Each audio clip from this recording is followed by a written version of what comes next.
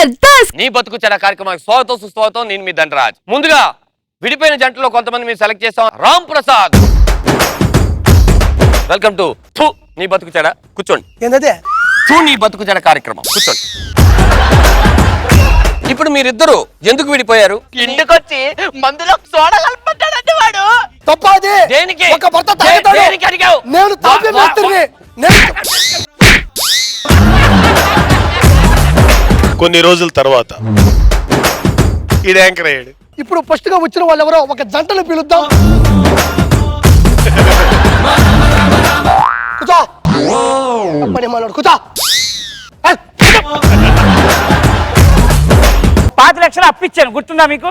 మాది పరుగుల కుటుంబం. ఆహా. మీ డబ్బులు మా దగ్గర ఉంటే బ్యాంకులో ఉన్నట్టే. నమస్కారం. లోపల అద్దాలున్నాయి, పెట్టుకొని వస్తానా?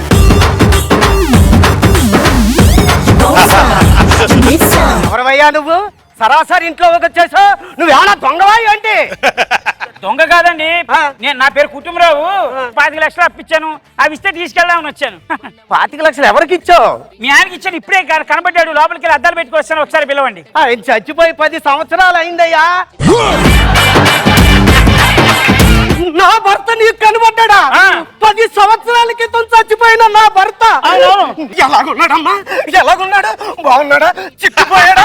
టైంకి ఏమైనా తింటున్నాడా? నాయనా, మాది చాలా పరుగుల కుటుంబం. మా ఇంట్లో డబ్బులుంటే బ్యాంకులో ఉన్నట్టే.